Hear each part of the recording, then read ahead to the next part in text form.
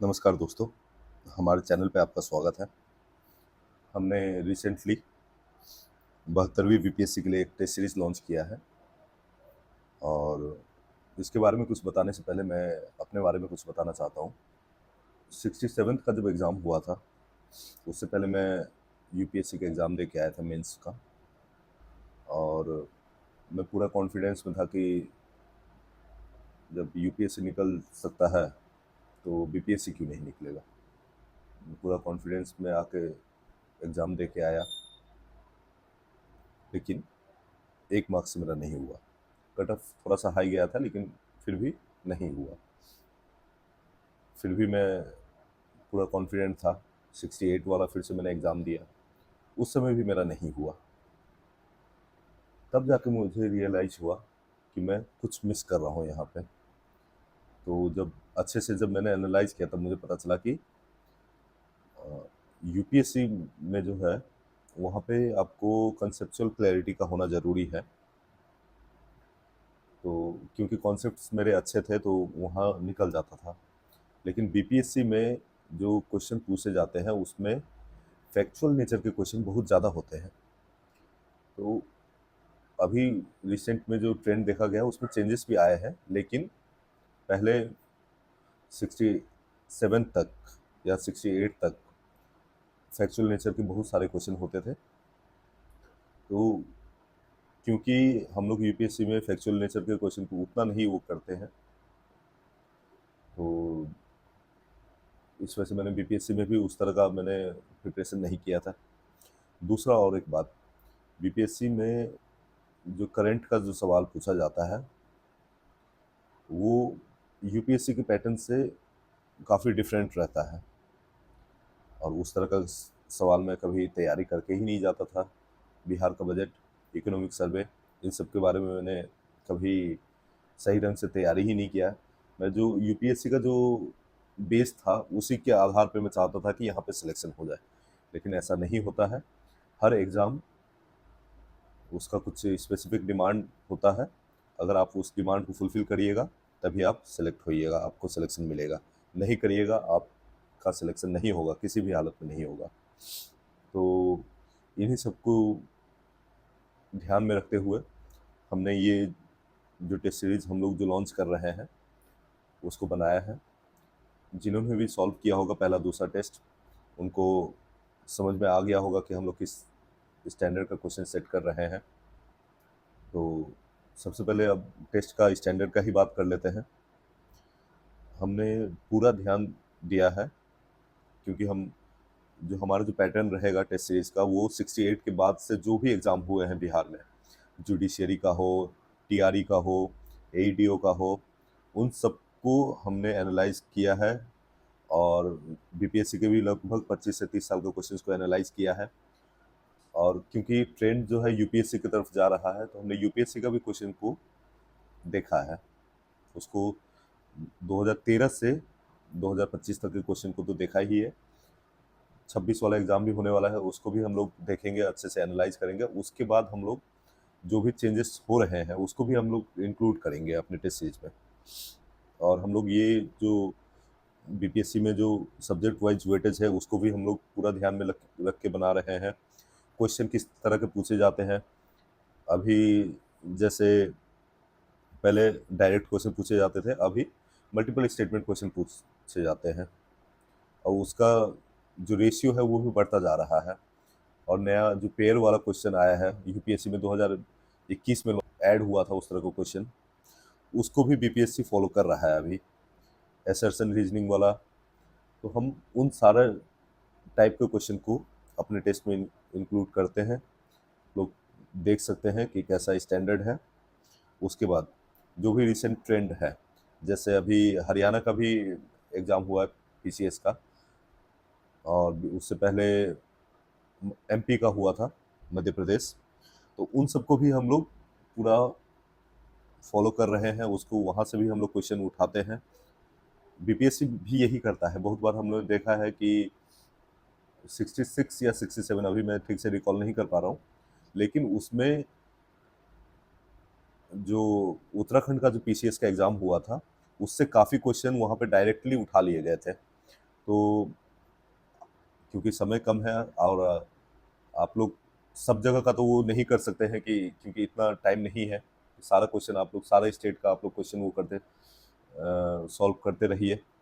तो ये काम हम करेंगे और आपको एकदम एररलेस क्वेश्चन प्रोवाइड करेंगे, उसका सॉल्यूशन प्रोवाइड करेंगे और आपका काम होगा कि आपको टेस्ट सॉल्व करना है, उसको एनालाइज करना है और उसका नोट्स बनाना है और उसी चीज़ को रिवाइज करना है और यही रिपीट करना है, बस यही काम है आपका। तो सबसे पहला बात है कि हम लोग जो क्वेश्चन सेट किए हैं, जो स्टैंडर्ड है, फॉन्ट हो गया, अलाइनमेंट हो गया, टाइप हो गया, सारा कुछ हम लोग बीपीएससी और यूपीएससी के पैटर्न पे हम लोग फॉलो कर रहे हैं।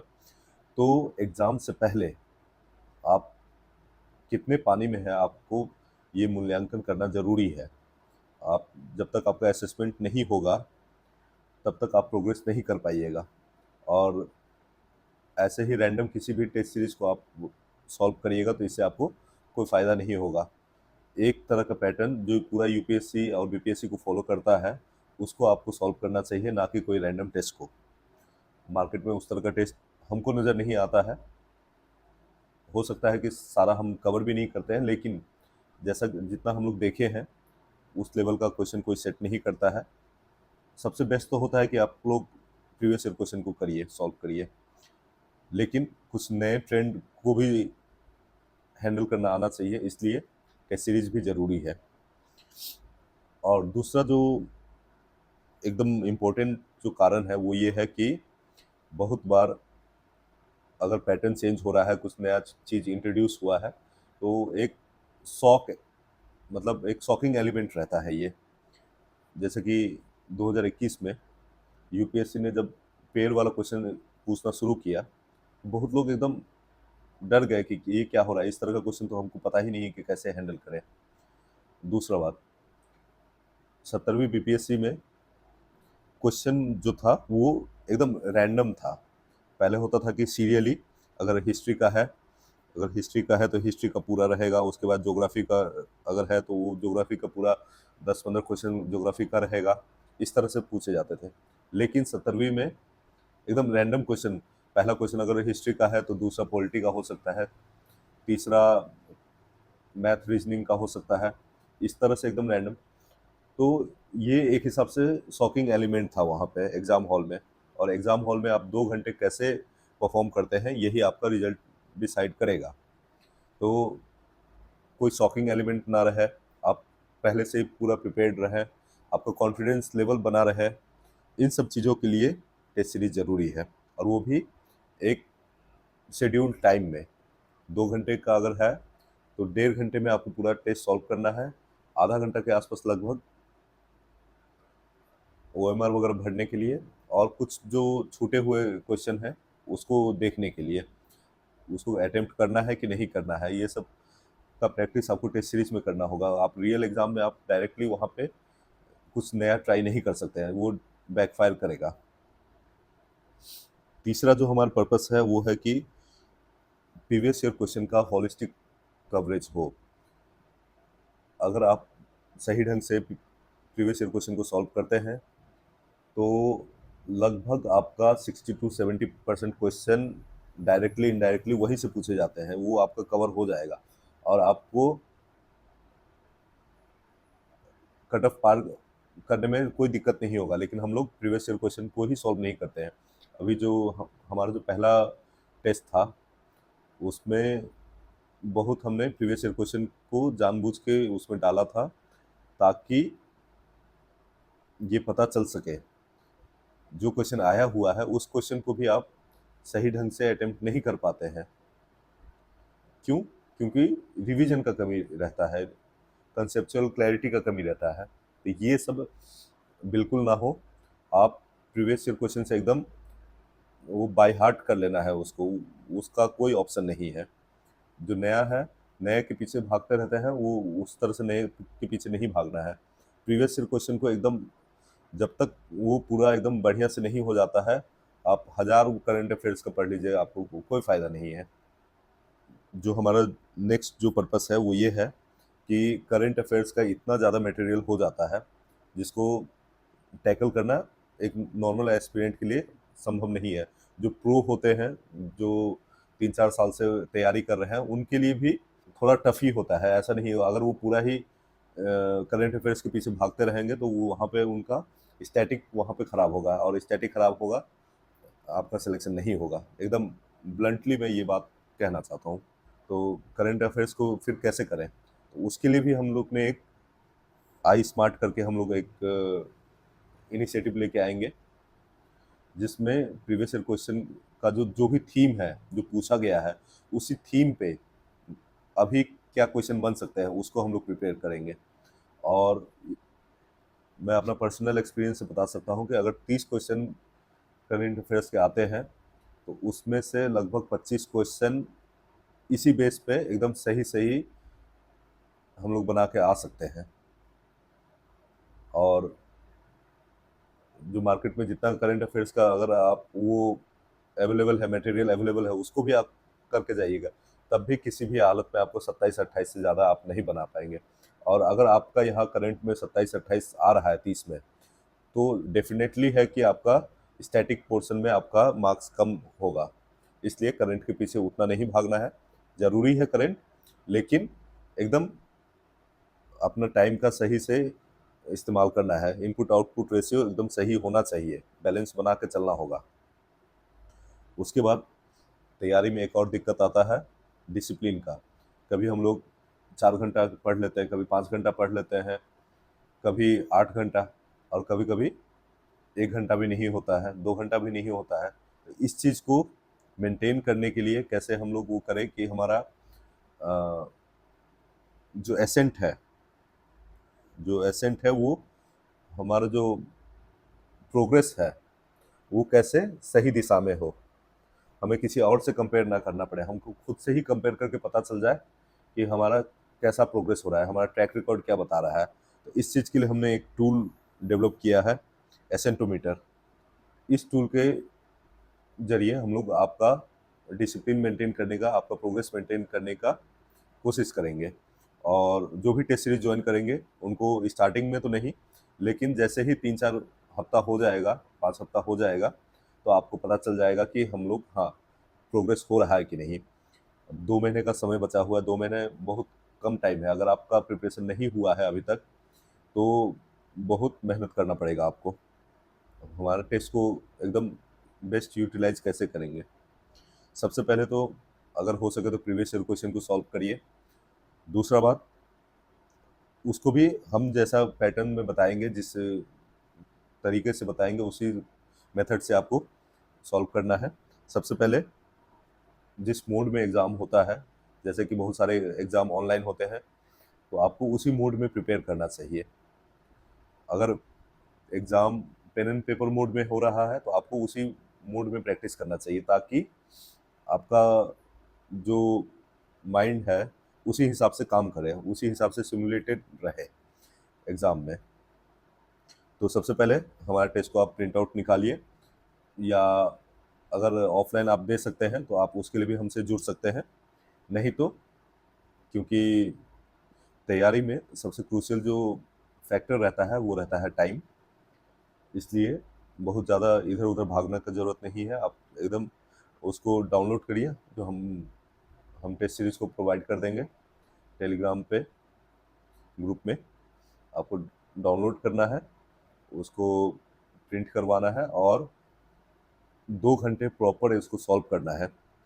और सॉल्व कर सिर्फ अटेम्प्ट करना ही ज़रूरी नहीं है, उसके बाद उसको एनालाइज करना भी ज़रूरी है। बहुत बार होता है कि स्टूडेंट सब कहते हैं कि हमको आंसर की दे दीजिए, आंसर की से मिला लिए, कितना स्कोर आया, उतने पे ही रुक जाते हैं।